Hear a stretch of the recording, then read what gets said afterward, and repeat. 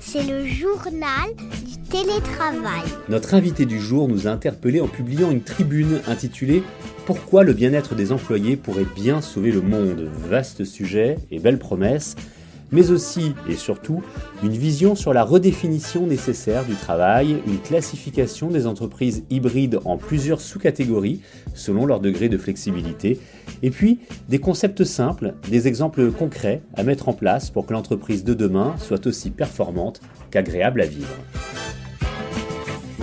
Et cette tribune qui nous a interpellés est signée par Fabrice Berthelot. Bonjour Fabrice. Bonjour Frédéric, bonjour Vous à êtes tous. directeur régional France de Poly, une entreprise qui appartient à la marque bien connue HP.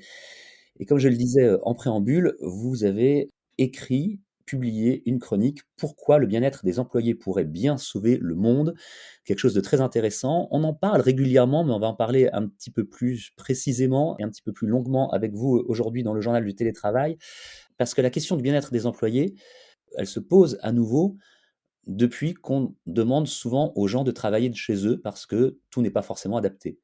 Alors, si on commence tout de suite sur le télétravail, comment faire pour déjà que les gens travaillent dans de bonnes conditions, dans des locaux qui sont des locaux plutôt personnels que professionnels? C'est vrai que si l'on regarde ce qui s'est passé ces dernières années, un des changements les plus fondamentaux dans nos façons de travailler, c'est cette forme de travail à distance, ou de télétravail comme on l'appelle en France. Et je dirais, ça a été un petit peu à marche forcée ces dernières années parce que les entreprises n'avaient pas le choix. Et aujourd'hui, la plupart des entreprises sont plutôt dans une démarche de se demander comment, l'organiser, le structurer et comment apporter, plus, de bien-être au travail, dans ce monde qui a fondamentalement changé, puisqu'il n'est plus comme avant et puis, on peut difficilement revenir en arrière. Donc c'est une des questions qui est vraiment au cœur de la réflexion, d'organisation, du travail dans les entreprises. Et c'est vraiment, une question fondamentale dans les entreprises aujourd'hui et aussi à l'heure où, d'un point de vue personnel, beaucoup de collaborateurs se sont posés la question, du sens dans leur travail, dans leurs objectifs dans la vie, professionnelle, également. Et donc tout ça fait qu'il y a des grands changements, des grands bouleversements dans les entreprises en ce moment. Alors, il y a des questions, qui se posent pour, les chefs d'entreprise, pour les managers et pour les collaborateurs, vous venez de le dire. En clair, il faut redéfinir le travail. Mmh. Par quoi on commence? Comment est-ce qu'on doit redéfinir? Comment est-ce qu'on pourrait redéfinir le travail? Je crois que c'est d'abord, redéfinir le travail, c'est bien, avoir confiance de la mission de l'entreprise. L'entreprise a souvent, bien entendu, un but, économique, mais elle a aussi un but, humain, c'est-à-dire c'est de développer, je dirais le bien-être, les compétences, et l'efficacité de ses collaborateurs. Donc tout ça doit être mis en adéquation. C'est quels sont nos objectifs, quelle est notre mission et comment on veut y arriver en ayant, des personnes qui soient, motivées, inclus et intéressés par ce qu'ils font de façon, je dirais, durable aussi puisqu'on assiste à de grands bouleversements aussi en termes je dirais de fidélité vis-à-vis du travail et avec un rapport de force qui de plus en plus, s'inverse, étant de plus en plus, du côté du salarié qui a plus d'opportunités en termes je dirais, d'évolution de carrière, à l'extérieur de l'entreprise. Donc, c'est aussi une composante importante pour les entreprises d'arriver à fidéliser leurs, collaborateurs et bien entendu le bien-être au travail est une composante importante et dans ce bien-être au travail, on voit la composante, télétravail, donc cette flexibilité que l'on a, de pouvoir travailler, soit au bureau, mais aussi en déplacement ou, de chez soi, pour pouvoir arriver je dirais, concilier la vie, parfois professionnelle et également, privée et donc, de contribuer au bien-être général de ses salariés. Les études, hein, le disent, qu'elles soient, publiées, effectuées en France ou à l'international. De plus en plus, ce qui arrive en numéro un lorsqu'on demande à quelqu'un pourquoi il va rejoindre une entreprise, ce n'est plus le montant de son salaire, c'est le bien-être justement. Absolument. C'est un ensemble de choses qui sont, décorrélées de, je dirais, des valeurs qu'il y avait encore, en place il y a quelques années, qui étaient liées effectivement au salaire, à la position, sociale et cetera. Aujourd'hui, l'environnement de travail est devenu vraiment essentiel. Quelle est la culture d'entreprise, comment, on travaille, quelles sont les relations et également comment je vais pouvoir, concilier, mes attentes personnelles avec, les attentes, professionnelles.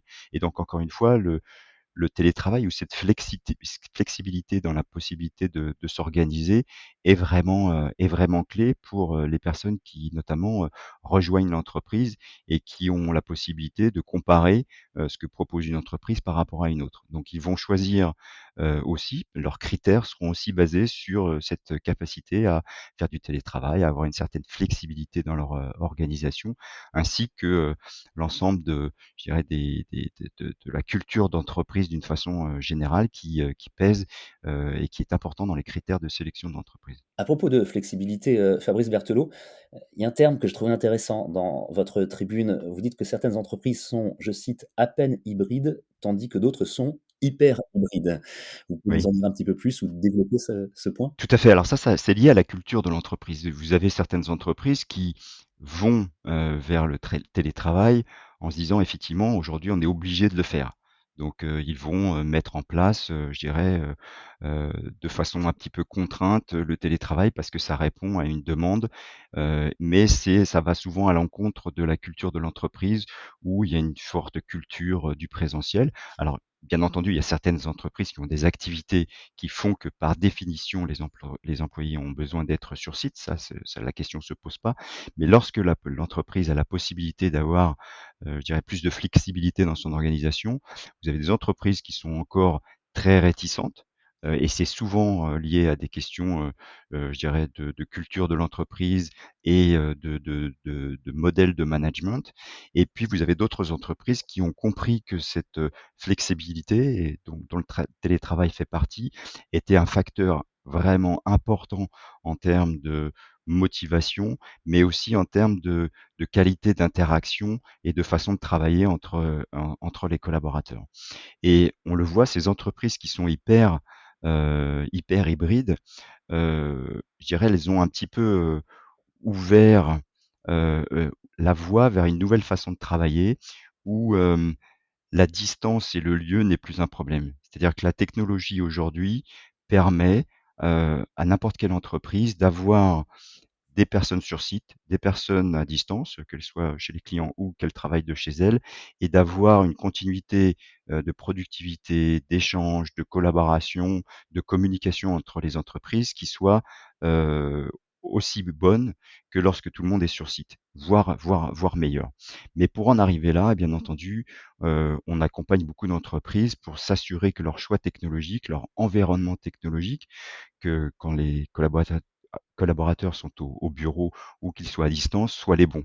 Puisque, ça nécessite bien entendu des investissements en termes d'équipements, qui sont, notamment des équipements audio et vidéo, puisqu'on est à distance, on a besoin d'utiliser l'audio et la vidéo et de faire en sorte que, heu, un collaborateur qui est à distance, qui travaille de chez lui, ait une «présence» entre guillemets dans la réunion aussi bonne que quelqu'un qui est dans une salle de réunion, tout équipé avec l'environnement.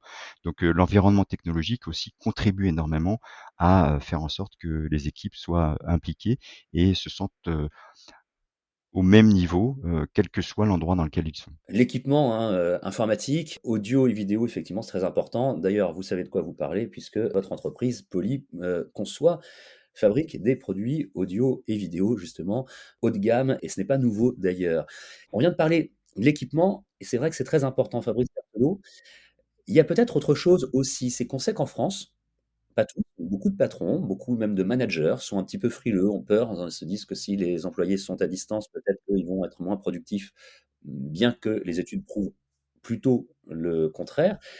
Vous, vous dites que c'est important pour qu'une entreprise soit efficace en mode hybride, qu'elle écoute vraiment ses employés. Oui, pour que, une solution de travail hybride fonctionne bien, en fait, il y a 3 briques. Il y a la brique, du collaborateur lui-même, de l'humain, il y a la brique technologique et il y a la brique des espaces. Donc la brique technologique, c'est la brique que l'on apporte nous avec nos solutions. La brique, au niveau des espaces, c'est, se reposer la question sur, à l'heure où il y a moins de gens qui viennent au bureau parce qu'il y a plus de gens à distance, comment on redimensionne, comment on redéfinit l'usage lorsque l'on est au bureau? Et puis la dernière composante, donc c'est la partie des collaborateurs. Et là, sur la partie des collaborateurs, il y a 2 choses importantes, c'est un, tous les collaborateurs ne sont pas équivalents, ne sont pas, n'ont pas le même job, n'ont pas la même, façon de travailler. Donc, là-dessus, on a, défini au travers d'une étude que l'on fait maintenant depuis une dizaine d'années, différents profils utilisateurs que l'on retrouve dans l'entreprise.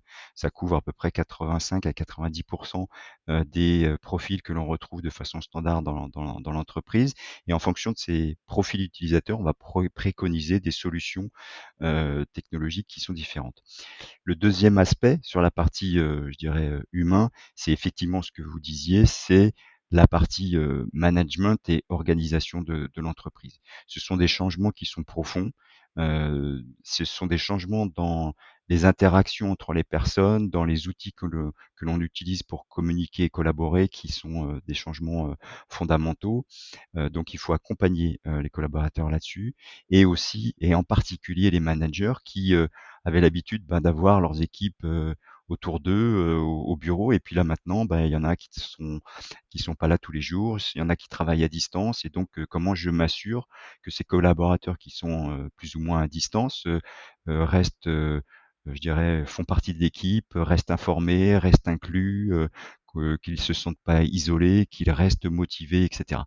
Et ça, c'est vraiment, je dirais, une composante qu'il faut pas sous-estimer, et sur lesquelles, les entreprises doivent investir pour avoir des managers qui sont, entre guillemets «à la hauteur» de leur, nouvelle mission, avec une composante de télétravail, travail à distance importante. En tout cas, vous avez été, vous, aujourd'hui à la hauteur de votre mission en nous donnant beaucoup d'informations, en partageant votre analyse extrêmement, intéressante et poussée sur le bien-être des employés au travail, c'est-à-dire maintenant en mode hybride, en entreprise comme à domicile.